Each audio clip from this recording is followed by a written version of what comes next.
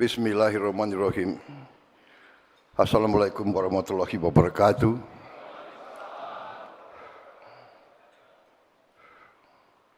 Selamat siang. Salam sejahtera bagi kita sekalian. Shalom. Salve Om Swastiastu. Namo Buddhaya. Salam kebajikan. Rahayu Rahayu. Yang saya hormati Wakil Presiden Republik Indonesia Saudara Gibran Raka Buming Raka, para Menteri Koordinator, para Menteri, para Kepala Badan, Ketua Dewan Ekonomi Nasional, Gubernur Bank Indonesia, para penasihat dan staf khusus Presiden, Jaksa Agung, Kepala Badan Intelijen Negara, Panglima TNI, Kepala Kepolisian Republik Indonesia, para Kepala Staf Angkatan, para Wakil Menteri, dan seluruh anggota Kabinet Merah Putih yang hadir, seluruh pejabat eselon 1 kementerian, lembaga, dan badan-badan pemerintah, serta para direktur utama perusahaan-perusahaan BUMN.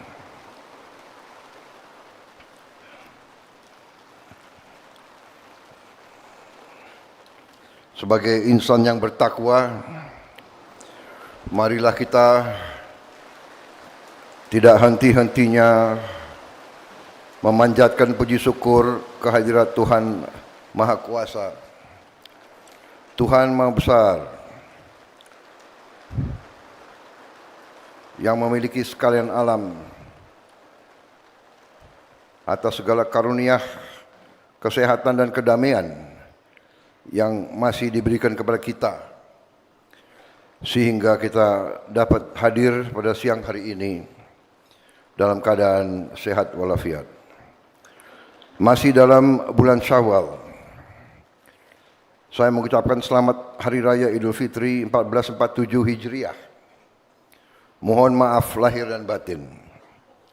Semoga kita semua selalu dalam keadaan kesehatan dan berkah dari Allah Subhanahu wa taala, Tuhan yang Maha Besar. Hari ini adalah tanggal 8 April 2026.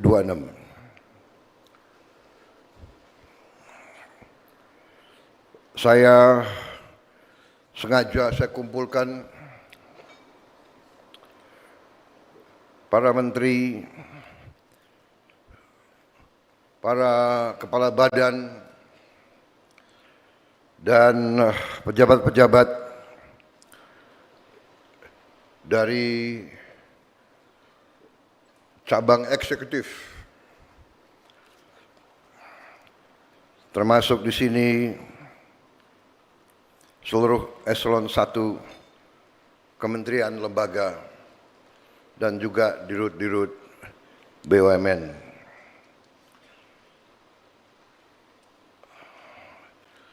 Maksud dan tujuan rapat kerja ini adalah kesempatan saya menyampaikan arahan-arahan di bisa dikatakan tahap 1 tahun lebih kita menjalankan mandat kita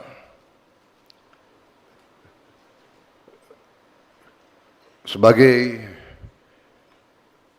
mandataris rakyat kita sejak Oktober 2024 kita sudah lewati Oktober 25 1 tahun, dan sekarang kita berada di bulan April, bisa dikatakan 1 tahun 6 bulan pelaksanaan tugas kita.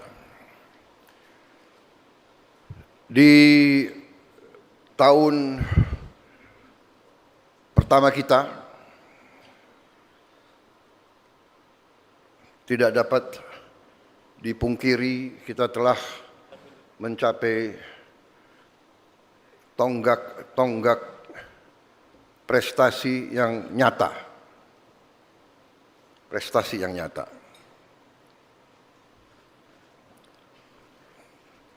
Di tengah prestasi yang nyata ini, kita menghadapi keadaan dunia yang penuh dengan ketidakpastian, dengan penuh konflik, peperangan di mana-mana, yang telah mengakibatkan goncangan-goncangan stabilitas dunia.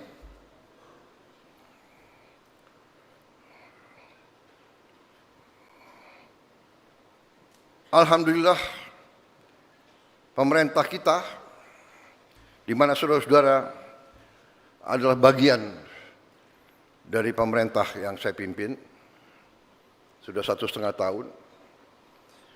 Alhamdulillah, kita dapat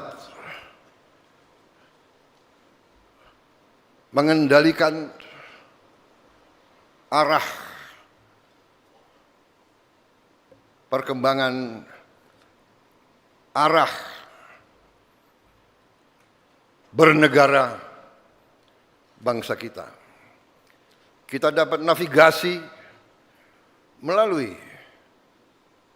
hal-hal yang berbahaya, tapi 1,5 tahun ini alhamdulillah kita telah membuktikan bahwa pemerintah kita efektif, pemerintah kita handal, dan pemerintah kita dapat melaksanakan tugas bernegara dengan benar dan baik. Hal-hal ini ditandai oleh prestasi-prestasi nyata, prestasi-prestasi yang dapat diukur secara matematis dan secara fisik di lapangan. Saudara-saudara, dari sejak awal kita membentuk pemerintahan, bahkan sebelumnya, selama bertahun-tahun saya berkiprah sebagai pemimpin politik dan pemimpin dan pelaku ekonomi bertahun-tahun. Saya telah memimpin partai politik cukup lama, dari 2008. Sebelumnya pun saya terlibat dalam politik dari sejak 2004. Saya juga pelaku ekonomi sebagai seorang pengusaha, dan saya juga sebagai mantan prajurit, saya juga sebagai mantan panglima, saya juga sebagai mantan jenderal Tentara Nasional Indonesia. Dalam sekian tahun, saya telah meyakini dan saya telah menyebarluaskan hal-hal pokok yang saya yakini adalah dasar keselamatan bangsa. Saudara-saudara sekalian, dan ini dibenarkan oleh PBB,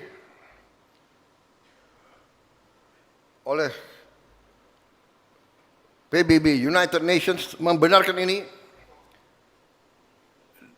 dalam SDG yang mereka umumkan, Sustainable Development Goal, di mana berapa tahun yang lalu PBB sudah meramalkan bahwa krisis dunia, krisis yang akan melandai seluruh dunia adalah 3 hal,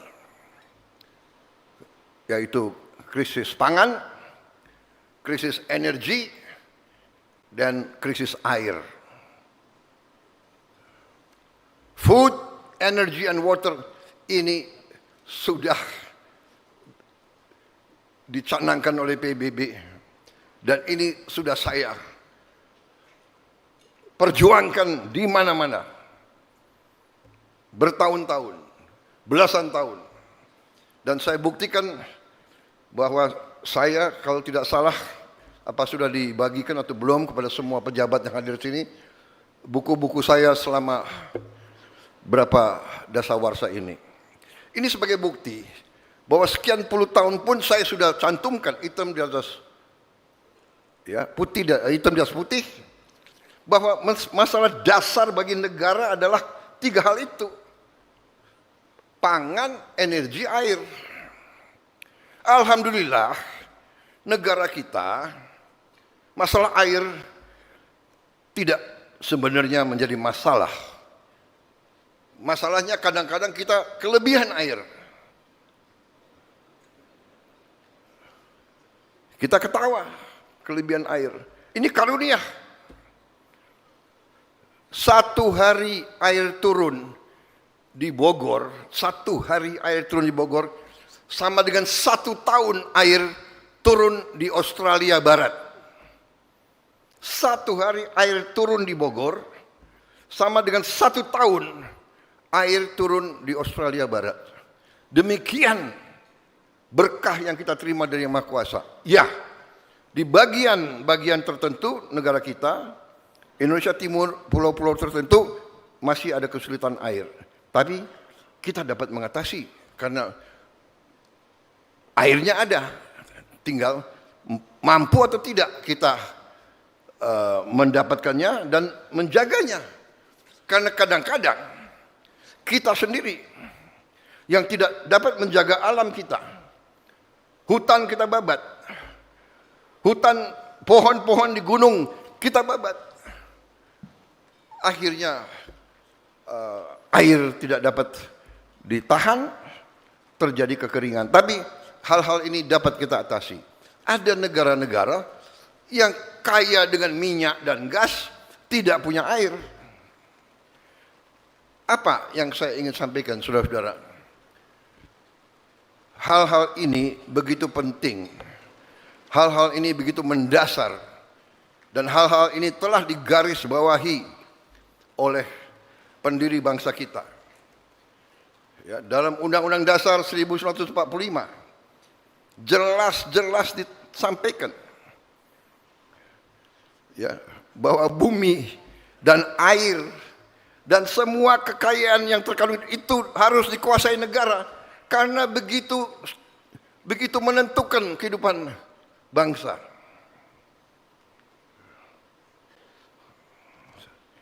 Jadi saudara-saudara, apa yang kita alami sekarang, krisis yang terjadi di Timur Tengah, yang membuat harga energi menjulang, sebenarnya kita harus yakini dan kita harus syukuri bahwa kondisi bangsa kita berada dalam kondisi yang jauh lebih baik dari bangsa-bangsa lain. Saya telah mempelajari data-data, angka-angka, dan dalam kesempatan hari ini saya kira ada kesempatan yang baik di mana saya setelah saya mempelajari angka-angka, dapat laporan dari menteri-menteri saya, ternyata kondisi kita cukup aman. Ada tantangan, ada kesulitan, tapi kita mampu menghadapi dan mampu mengatasinya. Memang, saudara-saudara, ya boleh. Tepuk tangan untuk berita baik boleh. Memang, saudara-saudara, ada suatu fenomena yang kita rasakan bersama, ya kan? Bahwa ada kelompok-kelompok di masyarakat, saudara-saudara kita juga, warga negara kita juga, keluarga besar NKRI juga, yang mempunyai suatu sikap yang bisa dikatakan sangat tidak mau kerjasama. Kita hormati, kita tidak ada masalah. Saya katakan kalau di suatu tempat, ya kan, di suatu desa, rakyat desa melihat ada kebutuhan bangun jembatan, kemudian ada sebagian besar desa itu memutuskan untuk bangun jembatan, dan gotong royong bekerja untuk bangun jembatan. Tapi ada mungkin sekelompok yang tidak mau ikut bangun jembatan, yang nggak ada masalah. Yang mau bangun jembatan, ayo kita bangun jembatan. Yang nggak mau ikut bangun jembatan, ya nggak ada masalah, silakan saudara duduk nonton atau apa, boleh apa itu kritik boleh, ya kan. Hanya saya juga nggak mengerti kalau orang lagi mau bangun jembatan, ada yang duduk, dia tidak mau ikut bangun jembatan, tapi dia kritik, kamu goblok kamu, ya kan? Kayunya salah, jangan di situ, ya kan? Pakunya salah, harus di sini. Rantainya salah, salah aja bang, ya kan? Tapi nggak jadi-jadi itu jembatan, benar nggak? Nah kita yang mau bangun jembatan, apa sikap kita? Apa kita grogi? Lihat, ya kan? Nggak apa, goblok kamu bikin jembatan goblok. Ya, saya goblok tapi rakyat ini desa minta jembatan, saya bangun jembatan untuk rakyat kita. Jadi saudara-saudara, ini fenomena, tapi ini ada di banyak negara. Tapi ini nanti akan saya jelaskan. Fenomena ini memang bukan 1-2 tahun, sudah ratusan tahun. Bahwa waktu kita diganggu, dijajah bangsa asing, selalu ada saudara-saudara kita dari bangsa kita sendiri yang juga mempermudah bangsa asing itu menjajah kita, merampok kekayaan kita, membuat kita budak. Itu saudara kita juga. Jadi ini bukan fenomena baru. Ini biasa. Bibit-bibit dengki, iri, syirik itu bagian dari manusia. Ya. Kebencian, dendam, sakit hati, ini bagian, dan memang ada itu ada. Kita tidak boleh istilahnya kaget, ya kan? Yang sekarang jadi masalah sedikit adalah teknologi.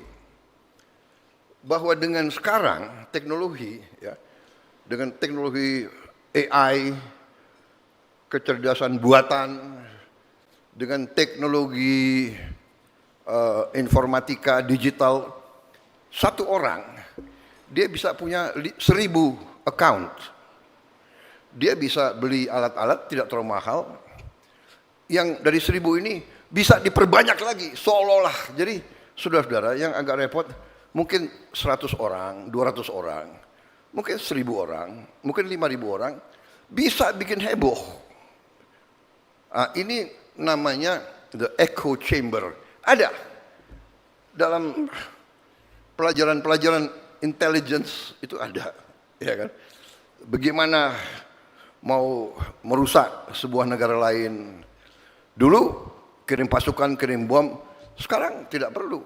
Mungkin dengan permainan sosmed, dengan fitnah, hoax, ya kan? AI bisa membuat seseorang bicara yang dia nggak bicara gitu loh. Saya sering tuh, saya ini suara saya jelek, saya nggak bisa nyanyi. Ada di YouTube, Prabowo nyanyi, suaranya bagus banget. Saya ada kaget, saya bilang, oh, boleh juga nih. Kalau menguntungkan boleh, tapi kalau nggak menguntungkan bagaimana? Ada lagi, saya pidato dalam bahasa Mandarin. Iya kan? Ada lagi, saya pidato dalam bahasa Arab, luar biasa. Karena waktu itu kampanye, saya kira kalau di daerah-daerah tapal kuda, ini mungkin menguntungkan. Jadi saya diam juga. Ini. Kalau menguntungkan kita diam, ya kan? Enggak, ini saya mau sampaikan. Ini masalah bagi kita, ya. Kita waspada, ya, nanti kita terima koreksi-koreksi itu. Kalau kita difitnah, kalau kita dihujat, anggaplah itu sebagai apa? Sebagai peringatan supaya kita waspada, iya kan? Prabowo bodoh, oh, wah saya harus waspada. Kalau saya bodoh, artinya saya harus kumpulin orang-orang pintar untuk bantu saya, kan begitu? Prabowo, saya yang terakhir itu Prabowo apa? Keras kepala. Kalau saya dibilang keras kepala, ya saya harus terima itu sebagai, ya kan? Oh, saya coba pegang kepala saya, ini keras juga. Atau apa begitu ya? Oh, saya harus. Kadang-kadang keras kepala dalam suatu pekerjaan dibutuhkan. Sekarang orang mengatakan ya, rakyat Iran keras kepala. Pejuang-pejuang Iran keras kepala. Bolak-balik diancam, bolak-balik mau dihabisin, ya terakhir apa itu? Tapi dia tidak, saya tidak ikut politik dalam negeri orang lain. Tapi bagi sebuah bangsa, kadang-kadang keras kepala butuh. Dulu bapak-bapak pendiri bangsa kita keras kepala. Lebih baik mati daripada dijajah kembali. Keras kepala. Tidak mau kita dijajah kembali. Keras kepala. Pemimpin-pemimpin kita keras kepala. Ya. Merah putih, harga mati. Enggak ada itu urusan. Jadi saudara-saudara, kita sikapi dengan ketenangan, kita sikapi dengan kearifan. Ya. Tetapi prinsip-prinsip kita pegang teguh. Yaitu prinsip-prinsip bernegara. Harus kita pegang teguh. Tidak ada negara tanpa hukum. Tidak ada negara tanpa undang-undang dasar. Tanpa konstitusi, tanpa undang-undang dasar, tidak ada negara. Yang ada adalah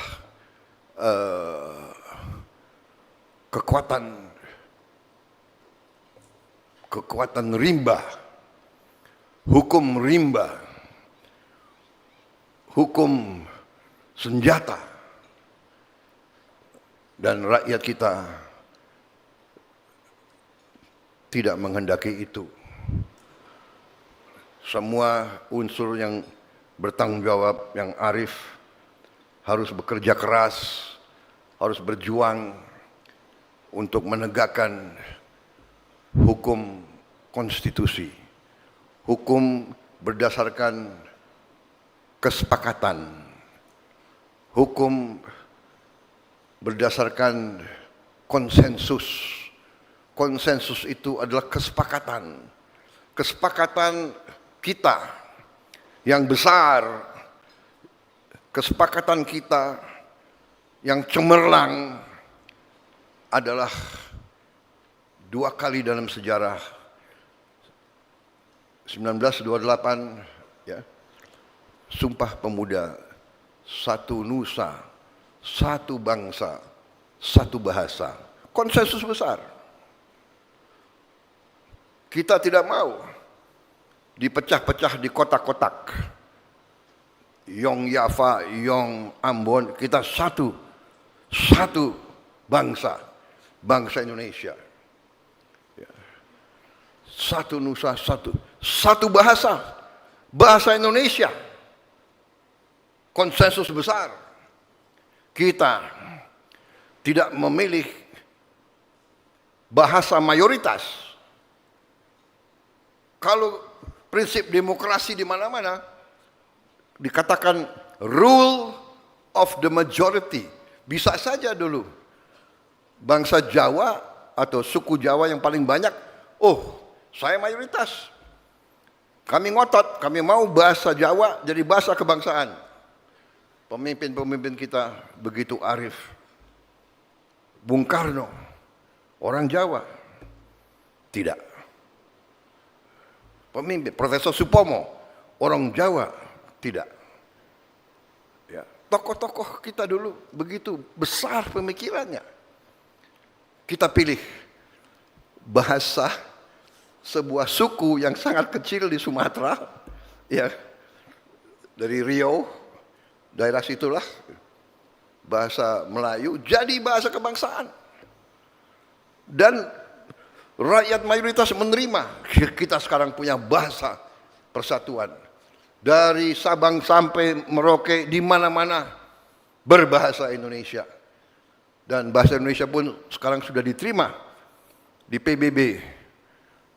Kalau tidak salah tahun lalu, bahasa kita sudah resmi menjadi bahasa yang diakui PBB sebagai bahasa UNESCO.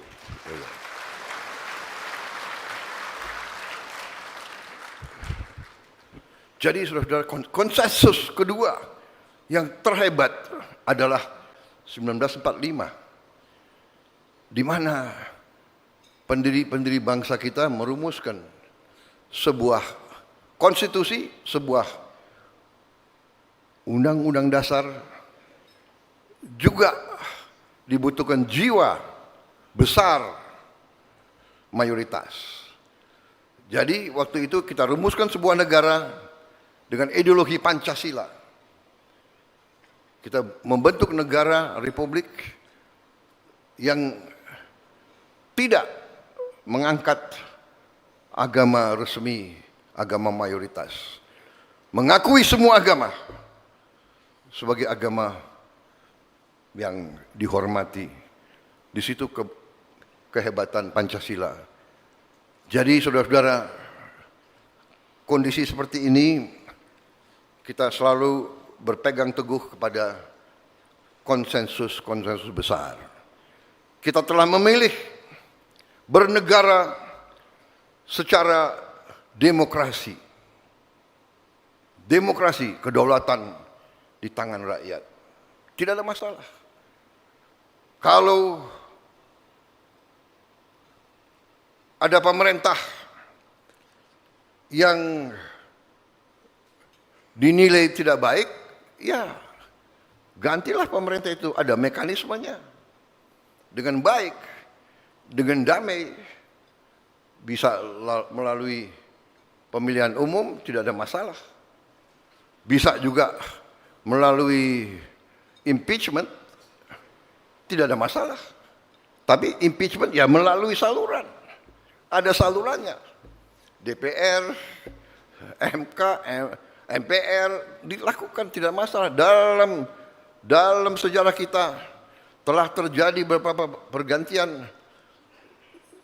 Bung Karno turun dengan damai,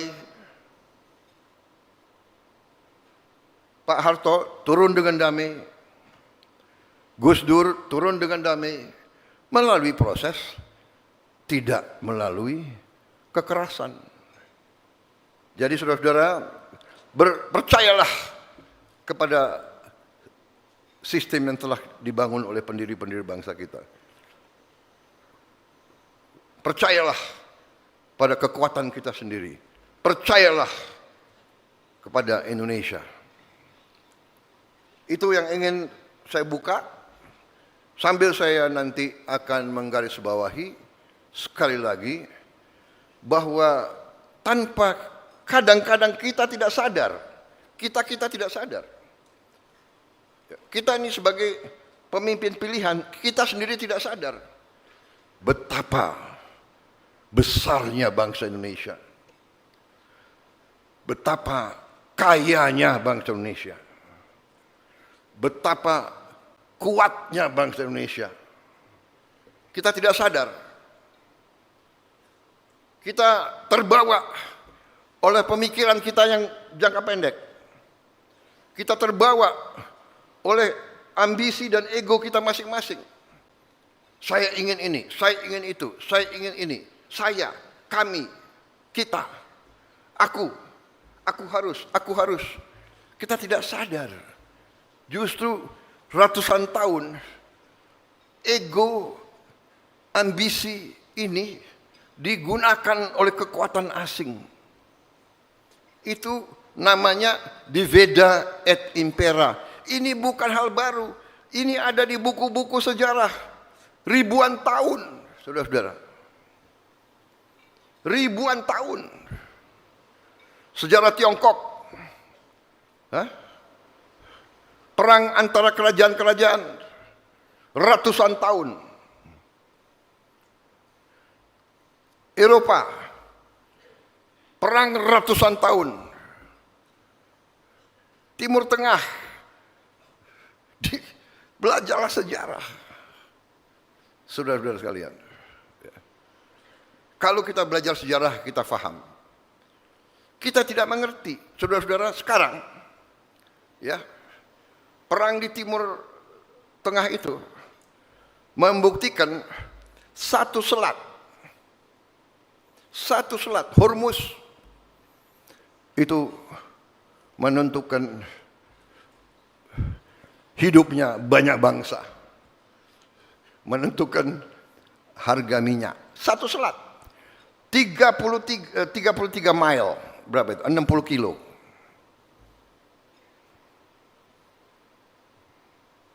Yang sekarang di kuncinya Hormuz itu dipegang oleh satu negara.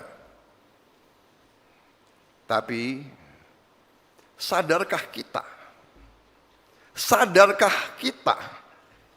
bahwa 70% kebutuhan energinya Asia Timur,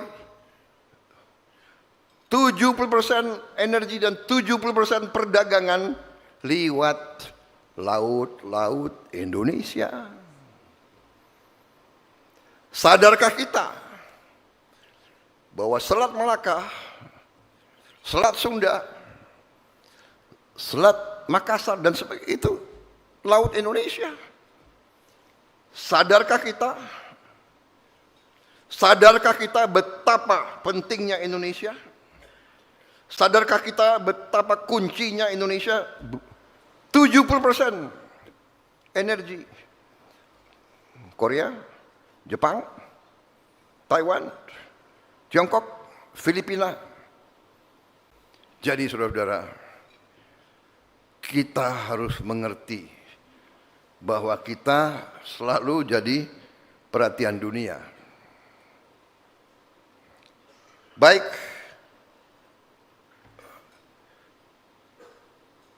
maksud dan tujuan saya pengarahan ini adalah karena pentingnya peran kita Makanya kita juga harus memimpin bangsa ini, mengendalikan bangsa ini dengan baik, dengan tepat, dan dengan handal. Saudara-saudara sekalian, beberapa hari yang lalu, melalui rapat-rapat, menghadapi kondisi global yang penuh krisis, yang mengakibatkan suplai energi menjadi masalah. Ternyata kita setelah mengkaji, kita punya kekuatan ekonomi yang cukup kuat. Nanti saya minta beberapa menteri untuk memaparkan singkat, ya, untuk kita mengerti posisi kita dari semua KL, semua. Dan setelah paparan itu tentang kondisi kita, sebagian langkah-langkah sudah kita umumkan, ya, sebagian langkah-langkah untuk kita kendalikan konsumsi daripada bahan bakar untuk jangka pendek ini. Jangka pendek yang saya anggap kritis adalah 1 tahun ke depan ini, 12 bulan ke depan. Sesudah 12 bulan kita akan menjadi sangat kuat. Nanti langkah-langkahnya kita jelaskan. Tapi intinya sekarang kita siap, kita kuat menghadapi 1 tahun ini. Setelah kita pelajari kondisi. Karena apa? Karena sumber-sumber minyak dan gas kita tidak terlalu banyak yang lewat Selat Hormuz. Kita bisa mencari alternatif lain selain kita punya kekuatan dalam negeri yang sangat kuat. Ada periode yang kita harus atasi bersama, tapi saya terima kasih tim saya, menteri-menteri ekonomi saya, handal, terima kasih. Mereka laporkan, Pak, tenang. Untuk BBM yang bersubsidi, kita akan pertahankan untuk rakyat kecil dan rakyat miskin. Kita akan pertahankan untuk 80% rakyat kita. Tapi pada saatnya yang orang-orang kuat, orang-orang kaya, ya kalau mau pakai bensin yang mahal, ya dia harus bayar harga pasar. Lo udah kaya minta subsidi lagi. Ya enggak lah. Yang kita bela rakyat miskin. Ya. Saya terima kasih. Dan ini hanya periode tertentu, dan ini juga benar, ini juga baik. Kita tidak boleh jadi bangsa yang terlalu santai. Mari kita koreksi diri kita, ya. Bangsa kita terlalu banyak diberikan oleh Yang Maha Kuasa. Sehingga kita ini, ya kan, kumaha engke, ya kan? Bukan engke kumaha. Kumaha engke, tenang aja, ya kan? Pak Bahlil bilang aman, jadi tenang.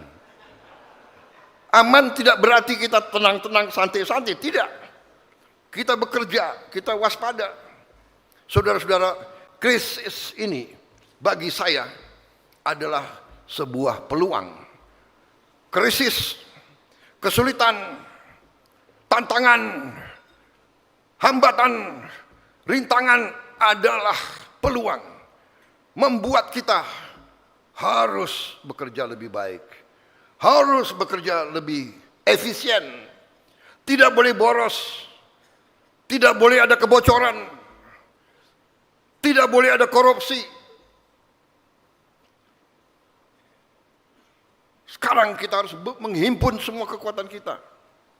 Saya telah minta Menteri Pendidikan Tinggi dan Sains dan Teknologi,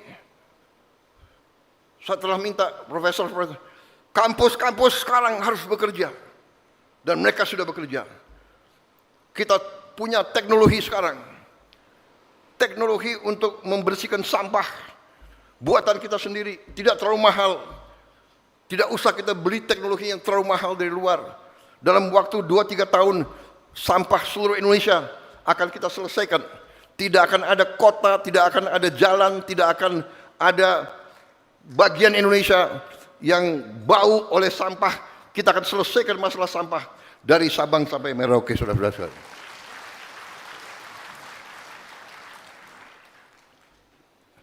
Ini, saudara-saudara, kita sudah punya rencana, kita punya strategi, hitam di atas putih, tapi krisis dunia ini bagi saya adalah peluang.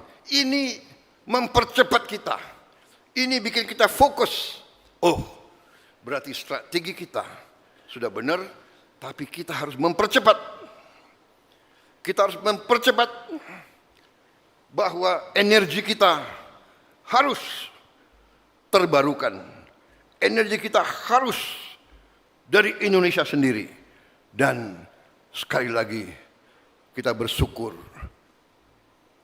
kehadirat Allah Subhanahu wa taala. Saudara-saudara, saya punya data sumber-sumber baru 2-3 hari saya terima terus. Cadangan-cadangan kita sangat besar. Saudara-saudara sekalian. Bahkan batu bara kita pun banyak sekali. Dan kita bisa, dari batu bara, kita bisa menghasilkan solar, kita bisa menghasilkan bensin. Dari batu bara. Dari singkong. Dari jagung. Saudara-saudara. Jadi, 2 tahun lagi, saudara-saudara, 3 tahun lagi, ya, you catat ya, catat. Ini kan ada rekaman. Apa Prabowo Subianto, Om Dok, you ada rekaman. Semua yang saya sampaikan itu ada tolok ukur matematik. Saya katakan bahwa saya merencanakan akan membangun 1000 desa nelayan. Tahun 2026 ini, Desember 2026, kita akan cek, saudara, nanti bisa nagih ke Prabowo. Berapa desa nelayan yang sudah selesai?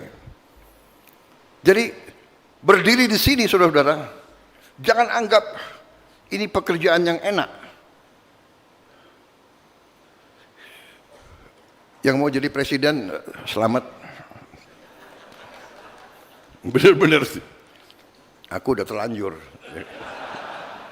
Jadi aku harus kerja keras sekarang ini. Nggak ada libur saya. Dibilang Prabowo jalan-jalan ke luar negeri, senang jalan-jalan ke luar negeri. Ya kan? Saudara-saudara, untuk amankan minyak, ya gue harus kemana-mana. Kita ke Jepang kemarin ya. Kita ke Jepang, kita dapat. Ini saya berangkat lagi nih. Aku mau berangkat lagi nih ke sebuah negara. Nanti begitu aku berangkat, kau tahu kemana. Amankan juga. Tapi alhamdulillah sebelum saya berangkat, advance team tenang. Ya. Jadi saya ini confident. Nggak ada itu. Bagi saya Indonesia gelap, enggak ada. Ya. Indonesia cerah. Di saat banyak negara susah. Tidak, kalau ini nggak usah tepuk tangan ini. Karena saudara-saudara, Anda tahu sekarang keluar itu, ada itu. Kalau terjadi perang dunia ketiga, negara mana yang aman? Indonesia termasuk papan atas loh. Sekarang kau ke Bali, kau lihat tuh, berapa orang Rusia di situ, berapa orang Ukraina di situ. Ya. Rencana kita mau bikin apa itu? Special Financial Center. Kita lagi cari tempat. Kalau Pak Luhut sarankannya di Bali. Nggak tahu Pak Luhut senang banget Bali itu. Tapi kita semua senang Bali. Tapi saudara-saudara, gagasan ini ya, yang dibicarakan Pak Luhut ke saya bertahun-tahun ini, ternyata sekarang uang-uang yang di Timur Tengah dia mau kemana? Saudara-saudara, negara mana yang tidak perang sekarang? Kasih tahu. Ya. Indonesia salah satu yang paling diminati. Jadi saudara-saudara, intinya adalah kita sangat banyak potensi. Tapi ini juga yang saya katakan membuat kita sekarang harus lebih keras, bekerja lebih teliti. Karena itulah saya kumpulkan rapat kerja ini supaya nanti kita satu bahasa, satu rencana kerja. Ya, tidak boleh ada pemikiran sektoral. Tidak ada yang boleh satu departemen, satu kementerian, satu institusi memikirkan institusinya sendiri. Kita harus kerjasama. Makanya kita semua mengarah kepada seamless, suatu pemerintahan yang bekerja dengan cepat, dengan integralistik, dengan lancar, tidak dengan saling mempertahankan pemikiran-pemikiran sektoral. Jadi ini antara lain adalah tujuan rapat ini, ya. Hal-hal yang ingin sekarang saya sampaikan sebelum kita lebih rinci, ya, bahwa kita tadi saya katakan kita juga harus menyesuaikan ya pada saatnya dengan kondisi harga-harga BBM di dunia. Tapi yang jelas kepentingan rakyat paling bawah akan kita jaga, ya. Kemudian langkah-langkah kita untuk amankan BBM yang kita sudah putuskan adalah, yang boleh saya umumkan sekarang adalah bahwa pelaksanaan haji tahun 2026 ini, kecuali pemerintah Arab Saudi menentukan lain, kalau kita laksanakan, kita pastikan bahwa biaya haji tahun 2026 kita turunkan harganya sekitar 2 juta rupiah. Walaupun harga aftur naik, tapi kita berani menurunkan biaya haji untuk tahun ini. Demikian komitmen pemerintah ini untuk melindungi rakyat paling bawah. Kita sekarang berjuang dan alhamdulillah saya dapat laporan antrian haji sekarang tidak lagi 48 tahun. Mulai 2026 antrian haji paling lama 26 tahun, dan saya akan berjuang untuk lebih ringkas lagi. Untuk pertama kali dalam sejarah Indonesia diberi kehormatan, kita sekarang sudah punya lahan di kota suci Mekah. Ya, lahannya adalah sekitar, Menteri Agama berapa hektar sekarang? 45 hektar, ya. Yang lama dan yang baru, ya. Total 45. Ya. Di sini ada Danantara, ada di sini. Tapi Pak Rosan ke luar negeri, ya. Ya sekitar 45. Berapa hektar totalnya sekarang? Berapa? 45 hektar. Di 45 hektar itu kita akan bikin perkampungan haji Indonesia, ya, sekian belas menara, sekian puluh menara yang bisa menampung, dan bahkan saya sudah mengajukan dan di prinsip sudah disetujui, saya minta izin dari Kerajaan Arab Saudi untuk Indonesia bisa punya terminal khusus haji. Jadi nanti terminal itu khusus untuk haji kita supaya bisa lebih cepat masuk dan keluar.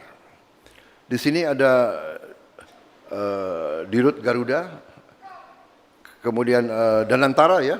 Saya telah instruksikan untuk mendekati Saudi Air supaya Garuda dan Saudi Air bikin joint venture. Jadi selama ini pesawat Garuda berangkat bawa haji ke Tanah Suci, pulangnya kosong. Ini kan tidak ekonomis, tidak masuk akal. Arab Saudi juga demikian. Dia mengembalikan haji kita ke Indonesia, kembalinya kosong. Saya mengatakan, kenapa nggak kerjasama? Bikin satu anak perusahaan, 50% Arab Saudi, 50% Indonesia. Kita pesawat terbang ini ke Arab Saudi penuh, ke Indonesia penuh. Harga bisa turun lagi, waktu bisa lebih singkat lagi. Ya, ini supaya dikerjakan. Sudah dikerjakan belum? Saya sudah perintahkan kurang lebih 2 bulan yang lalu. Ya, ini harus kerja cepat. Pemerintah ini kerja cepat. Ya.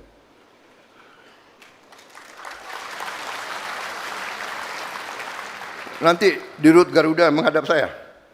Ya. Tambah botak dia kepalanya. Saudara-saudara, saya juga telah memerintahkan Menteri ESDM. Saya dapat laporan, ada ratusan tambang nggak jelas atau iup nggak jelas di hutan lindung dan di hutan-hutan. Saya cek Menteri Kehutanan, saya cek, alhamdulillah Menteri Kehutanan ini oke juga dia. Dia belum kasih izin potong kayu apa? Mana Menteri Kehutanan? Ada? Oh, kau ya Menteri Kehutanan? Waduh, dia berbinar-binar dia tuh. Saya nggak tanya partai apa kau. Jadi ini ada sekian ratus Menteri ESDM, segera evaluasi. Ya. Kalau nggak jelas, cabut semua itu, IUPO, ya. Cabut semua itu. Kita sudah nggak ada waktu untuk terlalu kasihan, nggak ada kasihan sekarang, ya. Kita hanya membela kepentingan nasional dan kepentingan rakyat.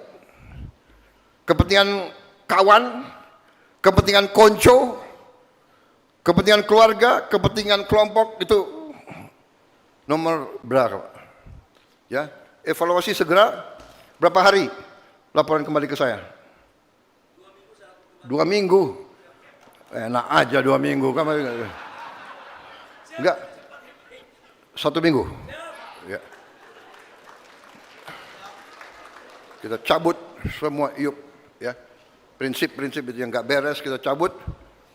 Harus di tangan negara dan kita bisa nanti memperkuat institusi-institusi kita, lembaga-lembaga kita. Saudara-saudara, saya kira itu sementara ya tahap pertama dan dengan demikian saya ucapkan terima kasih media yang terhormat. Sekarang saya kira waktu minum teh. Saudara bisa keluar dengan baik. Protokol kasih snack dan teh yang banyak supaya mereka supaya mereka senang. Saya juga minta break 5 menit untuk minum kopi.